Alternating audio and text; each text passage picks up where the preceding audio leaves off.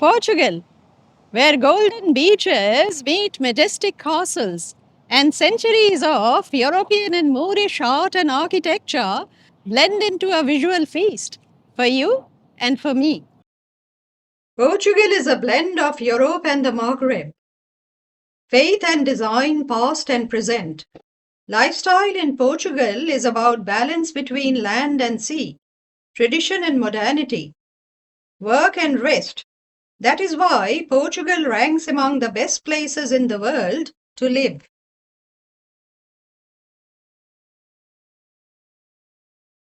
Portugal is a canvas of contrasts where past and present, land and sea, Europe and Arabia come together in perfect harmony. Less than 1% of Portugal's population is now Muslim. However, their legacy remains deeply embedded in Portuguese identity. Moorish architecture is defined by arches, geometric designs, ornate decorations, and tile work. In Portugal, you will see it in churches, castles, and palaces.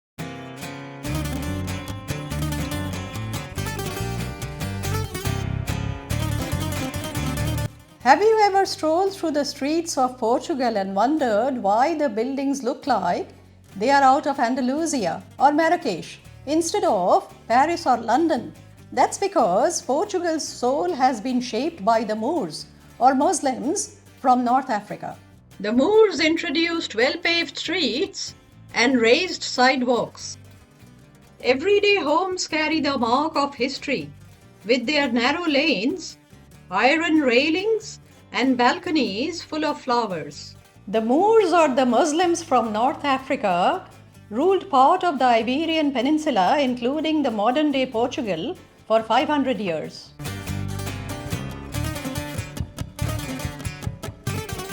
How did this unique blend of European and Moorish culture create a stunning legacy in art, architecture, and fashion? In cities like Sintra, a 40-minute drive from Lisbon, you will see domes, arches, and tiles that reflect centuries of cultural blending, especially the Islamic influence from the Moorish period. Look closely at the Pena Palace in Sintra. Its domes, minarets, and decorative tiles are straight out of a Moorish fantasy. Portugal is a celebration of beauty in everyday life. You may be attracted to its history, inspired by its art, or fascinated by its lifestyle. Portugal has something for every soul.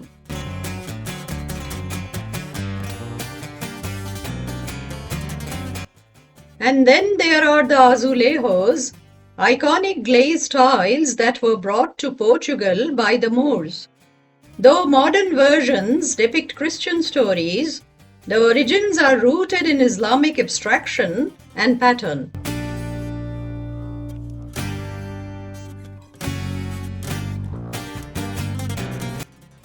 Portuguese architecture is a stunning mosaic of styles, from Romanesque churches to Gothic cathedrals, Moorish castles, and the flamboyant Manueline architecture that celebrates Portugal's maritime past. The Jeronimos Monastery, also known as the Jeronimos Cathedral, is one of Lisbon's most magnificent and historically significant landmarks. This UNESCO World Heritage Site is a masterpiece of Manueline architecture. Commissioned by King Manuel in the early 16th century to celebrate Vasco da Gama's successful voyage to India, this monastery symbolizes Portugal's age of discovery. Under kings like Henry the Navigator, Portuguese explorers sailed to Africa, Asia, and the Americas, spreading not only spices and gold but also culture, architecture, and art. Lisbon became one of the richest cities in Europe by the 16th century. The Monument of Discoveries is a monument on the northern bank of the Tagus River. Located along the river, where ships departed to explore and trade with India and the Orient, the monument celebrates the Portuguese age of discovery during the 15th and 16th centuries. Vasco da Gama was celebrated as a national hero for opening the sea route to India that gave Portugal access to the spice trade. The maritime tradition continues in the city of Porto. Porto is made from the river and from the sea. It's made from the waves and tides and the endless expanse of the adjoining ocean. Porto is Portugal's second largest city, along the Duoro River. It is known for its historic charm, Baroque churches, colorful houses and port wine. The city's medieval heart, Ribeira, is a UNESCO heritage site, with a stunning view of the Dom Luís Bridge. Porto has a vibrant art scene and contemporary architecture. From the 8th century till the Christian reconquest of 13th century, the Moors brought advanced knowledge of science, mathematics, art and architecture. The Moors introduced the idea of public libraries to Portugal. Porto's Livraria Lello is considered to be one of the most beautiful bookstores in the world. Established in 1906, this bookstore has neo-Gothic facade, wood-carved interiors, stained glass ceiling, and a red staircase that seems to float in the air. J.K. Rowling was inspired by this bookstore while writing Harry Potter.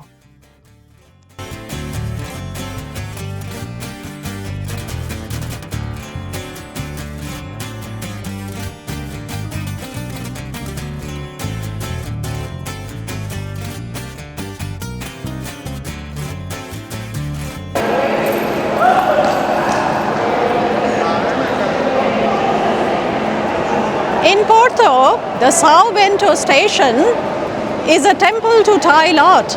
Over 20,000 tiles depict Portuguese history with stunning detail. The station was inaugurated in 1916.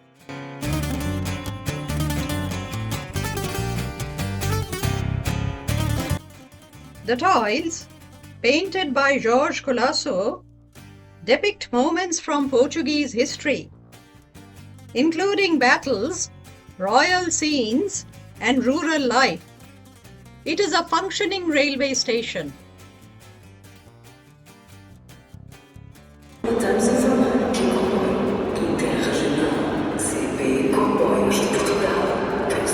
The Moors introduced the earliest versions of the lute, lyre, and guitar. Many of the Moorish textiles were plant-dyed and hand-woven, concepts that are making a comeback in today's eco-fashion revolution.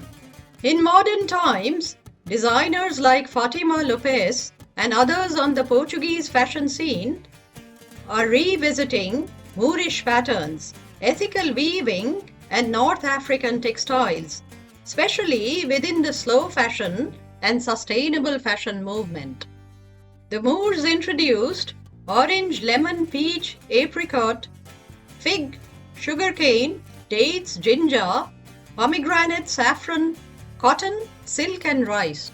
The Portuguese tart, or the pastel de nata, deserves a special mention. Don't forget to like, share, comment and subscribe for more travel, fashion, art and lifestyle stories like this. Pick up some blue tile souvenirs or tram cars.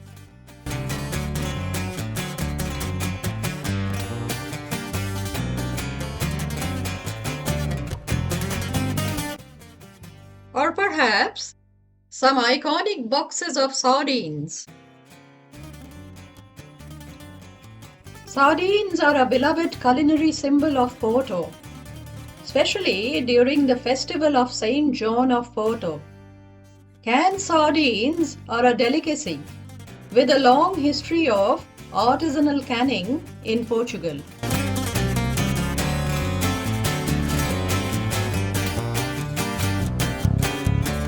Which part of Portugal's art and architecture fascinates you the most? Mention in comments. This is Samita signing off. Till next time. Bye for now.